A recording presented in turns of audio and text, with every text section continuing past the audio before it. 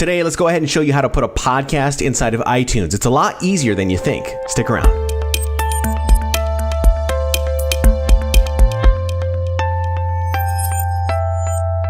Hey there, podcaster. My name is Ashan Man, radio broadcaster, podcaster, and a podcast producer. And today we are talking about putting a podcast inside of iTunes. Now, for my regular subscribers who have been subscribers of this channel for a long time, forgive me. This is a video that I haven't put on my channel for some reason. I don't know why, but it's something that needs to be on my channel. As you all know, my entire channel is all about podcasting. So for those who are stumbling upon this video for the first time, welcome, and don't forget to hit the subscribe button down below, and make sure you hit the little bell so that whenever I do upload a brand new video that you can get notified into your account and letting you know that I've got a brand new video ready for you to watch. All right. So today we're talking all about putting that podcast up inside of iTunes, and it's a simple process, really. It's not complicated, and it's pretty easy, actually. It's really a 1-2 step process. There are some pieces of information that I'm going to tell you that need to be ready before you even submit your podcast into iTunes, but the actual process of submitting into iTunes is really easy, all right? So the two pieces of information that you need are your iTunes Apple ID with your password, and of course you're going to need your RSS feed that you get from your hosting service from, say, Libsyn, Blubrry, Spreaker, Podbean, wherever you're hosting your audio. Okay, and that RSS feed is going to be the thing that is going to be submitted into iTunes. It's very simple. Now, before we jump into Apple iTunes, some things that you need to make sure that you have before you submit anything to iTunes. You need to have show art for your podcast, which needs to be in the dimensions of 3,000 by 3,000 and needs to be high quality. Okay, so you can create anywhere between, I believe it's 1,800 by 1,800 all the way up to 3,000 to 3,000. So if you need to create show art that's like 2,000 by 2,000, you can do that. There's great programs out there called Canva that will help you create your show art with those right dimensions if you're not a Photoshop savvy person. All right. Also, I'm going to leave a link down below for my training course on how to create really cool video or really cool photos, and that includes your show art for your podcast. So you'll need quality podcasting art. You're also going to need to make sure that the description of your podcast is set in place on your hosting service. So if you've not created a description, you need to do that. That's going to be a really important piece of information that Apple is going to be looking for. All right. So you need the show art, you need the description, and you're going to need at least 3 episodes to upload into iTunes. The Apple looks for at least 3 episodes. I've heard of people submitting 1 episode to iTunes, but it's best to have 3 so that you can get more downloads and more listens whenever you do decide to launch, if you're looking to create a successful podcast. All right. So once you've gotten those 3 pieces of information ready to go, your podcast show art, you're going to need your description, and you're going to need 3 episodes. You need to jump over into iTunes. Now, if you haven't set up an iTunes account, I'll show you really quick where that is. It's over here. Make sure you download the app for your PC if you haven't gotten it. Of course, with Mac, it comes with it. More likely you have an account with iTunes, but the reason I bring this up is because I had a client whose podcast I set up just the other day, and she was using an entirely brand new email address, and I couldn't log into the account that she wanted to create. And I thought, well, why is this not the case? It's because she didn't add in a credit card with a brand new email address. So make sure you have that credit card set up. You're not going to be charged for anything. Apple just needs it so it can verify that you're going to be using a new email address with your podcast. So you find it in the account section over here, and you just go ahead and set up your account. It should be pretty self-explanatory and pretty easy. So the next step that you'll need to take is you're going to need to jump on over to your web browser, and you're going to need to submit into the web browser an address called podcastconnect.apple.com, and I'm already on that web page right now. So once you go ahead and do that, you just go ahead and click podcastconnect.apple.com. It'll redirect to itunesconnect.apple.com, and you might have to go through a couple pieces of information different than what I'm doing here, but it should be pretty self-explanatory. And all you'll need to do is you'll need to enter in your username and password. I've already got mine all ready to go. It's all set to go here, and we're going to go ahead and log in. And once you log in, if you've already submitted podcasts into iTunes from the past, before, I can't remember how you submitted them. I believe you emailed Apple, or I can't remember how you submitted, but this is a whole new way of submitting your podcasts into iTunes. And if you've submitted old podcasts, you can see that they're in this section right here under shows. And this entire interface right here is pretty self-explanatory. Now, in order to add a podcast, and it should look blank for the most part, it should look blank. You should be able to see, let me go back. My podcast, let's see here. We go right here. It should come to this page right here. And you're going to see a plus sign. All you need to do is you need to enter in, or press the plus sign, excuse me, and you need to have that RSS feed ready.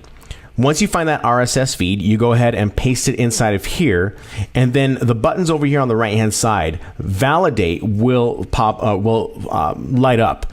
You'll want to go ahead and click validate, and what the validation process does is that it will actually show you what your podcast will look like inside of iTunes, given that you filled out the description, you have filled out or you've created a quality show art, and you have at least 3 episodes ready to go. It's going to show all of that information. It's also going to show the name of the podcast. It's going to show the author name of the podcast. So all the information that you're creating inside of your hosting service, like Libsyn, Blubrry, Spreaker, Podbean, wherever, that all needs to be set in place, because if you don't, the validation won't go through and you cannot submit. So if you get an error saying that you haven't completed something, iTunes will tell you right in this section. Once you have gone ahead and you validated to make sure that the errors have been fixed, you can go ahead and click submit, and that will submit your podcast into iTunes. Now, that's just submitting it. Doesn't mean that it's gotten approved. So given that you have created a podcast that has quality show art, it's got solid descriptions, it's got the name, or maybe the company name, the copyright or whatever, and 3 episodes, that's going to be sent to someone actually at Apple. This is a common question that people have: is there someone at Apple actually approving this, or is it automated? Is it an automated service? There's actually someone at Apple doing this. We talk about this at podcasting conferences all the time. Someone at Apple is always over there reviewing and making sure that these podcasts look good and they're ready to be submitted inside of the iTunes store.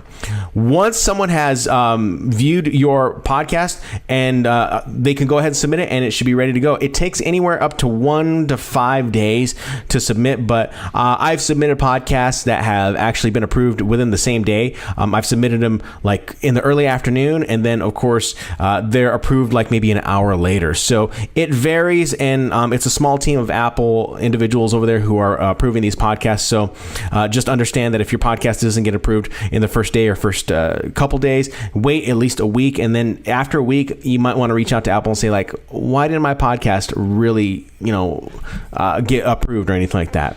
So that's how you go ahead and you submit a podcast.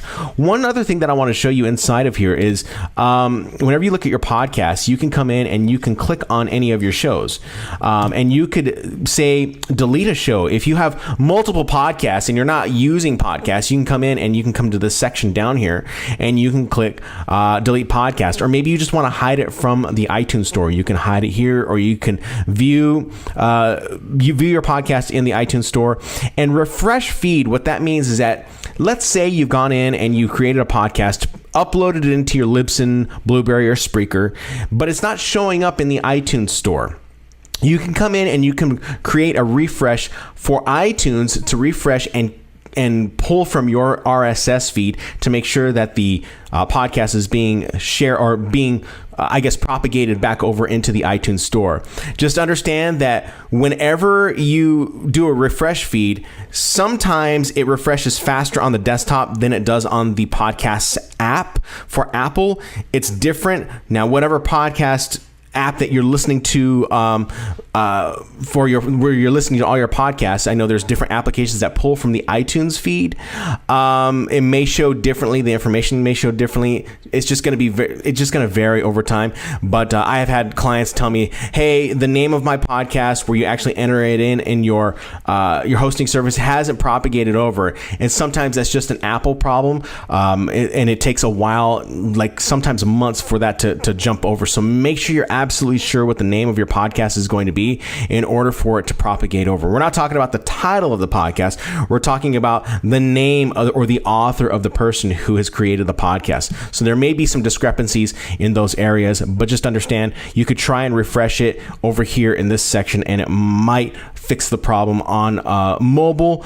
It definitely will fix it over on desktop as well. I want to talk to you about one other thing real quick that this back-end podcast interface shows you. It shows you statistics. If you go ahead and you click over here on this menu, you can see analytics, and these are different analytics than what you would get on your hosting service.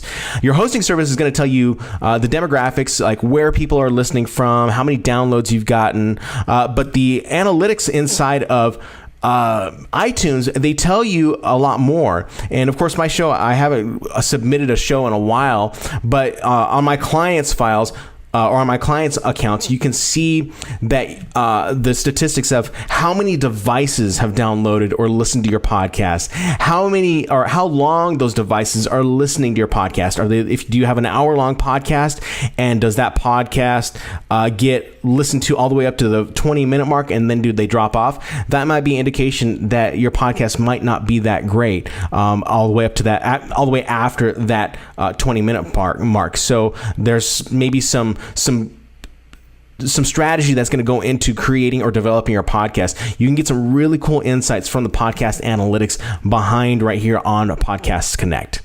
So if you have any questions about submitting your podcast into iTunes, let me know. Go ahead and leave a comment down below and I'll be able to answer that for you. And again, if you want to learn more about podcasting, I have plenty of other videos that you can check out. All you got to do is hit subscribe down below if you're watching this on YouTube, and make sure you get the little bell, or hit the little bell, so you can get notified when I will go ahead and drop a brand new YouTube video on podcasting. And of course, for those of you guys who are brand new to podcasting and you're looking to just figure out where do I all start, where do I get the equipment, I'm going to go ahead and leave a video over here on your right hand side that is called the Basic Podcasting Setup. That's one of my more popular videos, and that is the setup that I use for myself and the setup that I use for my clients who create podcasts. It's a very simple setup, and that should be able to help you out and show you how I create these high quality podcasts. In the meantime, you guys have a great one. Thank you so much for watching. Share this video out with your friends who are unsure of how to submit a podcast into iTunes, and I'll be talking to you very soon. Okay,